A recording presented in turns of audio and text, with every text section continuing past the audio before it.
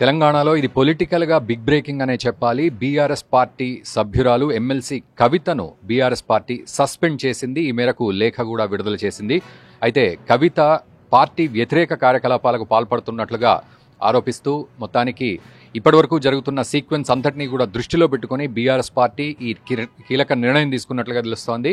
అయితే ఇటు అసెంబ్లీలో కాళేశ్వరంపై చర్చ జరిగిన తర్వాత ఈ కేసును సిబిఐకి అప్పగిస్తున్నాము అని చెప్పిన తర్వాత అటు బీఆర్ఎస్ ఎమ్మెల్సీ కవిత ప్రెస్ మీట్ పెట్టి మరి ఈ కేసులో ఎటువంటి అంటే ఈ అవినీతిలో కాళేశ్వరం అవినీతిలో ఎటువంటి సంబంధం కేసీఆర్కు లేదు, కేవలం ముగ్గురు మాత్రమే ఉన్నారు దీంట్లో అంటూ కూడా ముగ్గురు పేర్లు చెప్పడం, అందులో హరీష్ రావు అండ్ సంతోష్ కుమార్ అండ్ మేఘా కృష్ణారెడ్డి పేరు చెప్పడం, ఇలాంటివన్నీ చెప్పేసరికి ఇది పూర్తిగా పార్టీకి ఒక వ్యతిరేకమైన కార్యకలాపంగా పార్టీ పరిగణించింది. ఆ తర్వాత ఎర్రవెల్లి ఫామ్ హౌస్లో కేసీఆర్ అధ్యక్షతన 5 గంటల పాటు సమావేశం జరిగింది. ఈ సమావేశంలో పలువురు నేతలు పూర్తి అసంతృప్తి వ్యక్తం చేసినట్లుగా తెలుస్తోంది. తమ వ్యతిరేకత కూడా వ్యక్తపరిచినట్లుగా తెలుస్తోంది అటు కవిత మీద. ఎప్పటి నుంచో కూడా కవిత ఇటువంటి కార్యకలాపాలకే పాల్పడుతోంది. అటు లిక్కర్ స్కామ్ 100 కోట్ల లిక్కర్ స్కామ్ నుంచి అంటే జైలుకు వెళ్ళిన తర్వాత బయటికి వచ్చినప్పటి నుంచి కూడా అటు కేసీఆర్ కవితతోటి ఎడముఖంగా ఉన్నారు అనే వార్తనే మనకు అందుతూ వచ్చింది.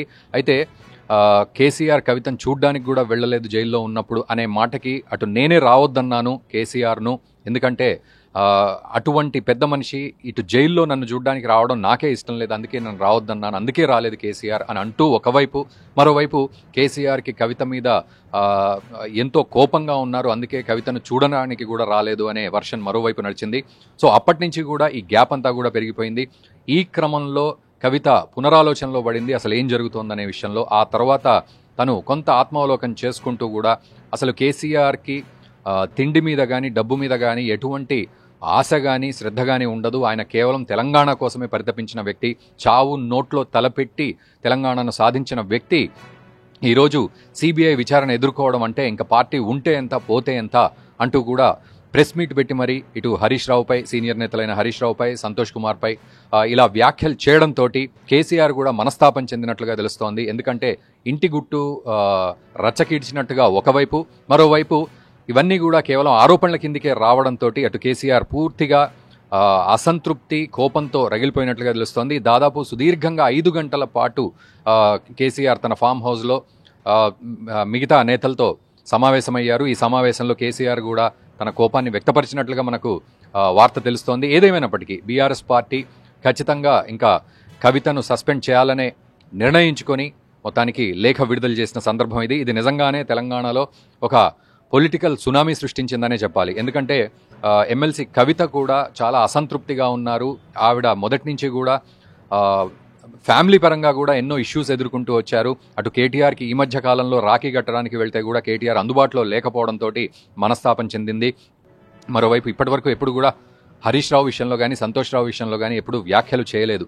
కానీ ఈ అవినీతి విషయంలో, కాళేశ్వరం విషయంలో సిబిఐకి కేసు అప్పగించడం, కేసీఆర్ సిబిఐని ఎదుర్కోవాలి అనే పరిస్థితి వచ్చిన తర్వాత పార్టీ ఉంటే ఎంత పోతే ఎంత అన్న పరిస్థితిలో మాత్రమే నేను ఈ ప్రెస్ మీట్ పెట్టి వ్యక్తపరుస్తున్నాను అన్నట్లుగా తాను ప్రెస్ మీట్ పెట్టడం జరిగింది. ఏదేమైనప్పటికీ అటు కాంగ్రెస్ నేతలు కూడా చాలా కాలం నుండి అంటున్నారు కాళేశ్వరంలో అవినీతి జరిగింది అని చెప్పి. సో కవిత ప్రెస్ మీట్ తర్వాత ఇది తేలిపోయింది, నిజంగానే అవినీతి జరిగిందని. మరోవైపు కేసీఆర్ ఎప్పుడైతే ఈ పార్టీ పెట్టారో, టీఆర్ఎస్ పార్టీ తెలంగాణ వచ్చిన తర్వాత అప్పటి నుంచే ఆధిపత్య పోరు కేసీఆర్ ఫ్యామిలీలో ఉంది, అది ఇప్పుడు పరాకాష్ఠకు చేరిందని అంటున్నారు. ఎందుకంటే క్రమక్రమంగా కనుక మనం చూసినట్లయితే అటు కేటీఆర్ మీద కోపం అండ్ కేటీఆర్ కూడా కవిత మీద కావాలనే ట్రోల్స్ చేయించారు అన్నట్లుగా తను ఆరోపణలు చేయడం, ఇవన్నీ కూడా వరుసగా వస్తూ ఉన్నాయి. ఇక ఏదేమైనా కవితను ఎవరూ కాపాడలేరు అండ్ మరోవైపు కేసీఆర్ నుంచి కవితను దూరం చేశారు, ఇవన్నీ కూడా ఆలోచించుకుని ఈరోజు ప్రెస్ మీట్ పెట్టి కుండబద్దలు కొట్టినట్టుగా ఆరోపణలు అయితే చేసింది. ఇవి కేవలం ఆరోపణల కిందికే వస్తున్నాయి ప్రస్తుతానికి. సో బట్ పార్టీ మాత్రం ఇక్కడ హర్ట్ అయ్యి కవితను పార్టీ నుంచి సస్పెండ్ చేసినట్లుగా మొత్తానికైతే లేఖ విడుదల చేసింది. అయితే ఇక్కడ భవిష్యత్తు ఏమిటి అనే విషయం కూడా చర్చకు వస్తోంది. అయితే కవిత తెలంగాణ జాగృతిని కొంతకాలంగా యాక్టివేట్ చేస్తూ వస్తుంది. తెలంగాణ ఏర్పడిన తర్వాత టీఆర్ఎస్గా ఉన్న క్రమంలో తెలంగాణ జాగృతిని కూడా ప్యారలల్గా తీసుకొచ్చింది. తెలంగాణలో నుంచి మొదలు పెడితే దుబాయ్ వరకు కూడా బతుకమ్మ పండుగల్ని ఎంతో విశిష్టంగా చేసుకుంటూ తెలంగాణ యొక్క వైభవాన్ని ప్రపంచం నలుమూలలా చాటే ప్రయత్నం చేసింది. అయితే కొంతకాలం స్తబ్దుగా ఉన్న తెలంగాణ జాగృతి ఇప్పుడు మళ్ళీ యాక్టివేట్ అవుతూ వస్తోంది. సో నెక్స్ట్ తెలంగాణ జాగృతిని పూర్తిగా ఒక ఫక్తు పొలిటికల్ పార్టీగా మార్చి రాజకీయాలు చేసే ప్రయత్నం జరుగుతోంది అనే ఒక మాట అయితే వినబడుతోంది. ఏదేమైనప్పటికీ కవిత ఈ యొక్క పార్టీ వ్యతిరేక కార్యకలాపాలకు పాల్పడడం అనే విషయం ఏదైతే ఉందో ఇది పూర్తిగా తెలంగాణలో ఒక పొలిటికల్ సునామీనే సృష్టించిందని చెప్పాలి.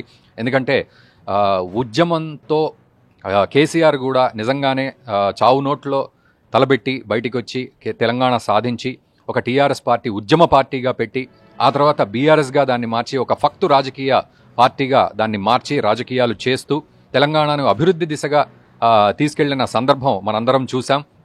ఒక మిగులు బడ్జెట్ ఉన్న తెలంగాణ మార్చి అప్పులు ఉన్నప్పటికీ ఒక మిగులు బడ్జెట్ ఎదుగుతున్న తెలంగాణ మార్చి ఆ తర్వాత కాంగ్రెస్ ఇప్పుడు అధికారంలోకి రావడం, ఇప్పుడు కాంగ్రెస్ పాలన అంతా మనం చూస్తూ ఉన్నాం. సో ఈ క్రమంలో ఈ ఫ్లో అంతా కూడా చూస్తే అటు బీఆర్ఎస్ పార్టీ ఇప్పుడు లైమ్లైట్లో లేకపోవడం, మరోవైపు కాళేశ్వరం అవినీతి ముందుకు రావడం, రేవంత్ సర్కార్ దాన్ని భీష్మించి కూర్చొని దాన్ని పట్టుబట్టి బయటికి తీయడం, ఇవన్నీ చేసిన సందర్భంలో ఇక ఏకాకిలా మిగిలింది అని కవిత అనుకుందో ఏమో. మొత్తానికైతే ఈ కుటుంబంలోని విషయాలన్నీ ఈ రకంగా అంటే రాజకీయంగా దీన్ని బయటపెడుతూ అడుగులు ముందుకు వేసింది.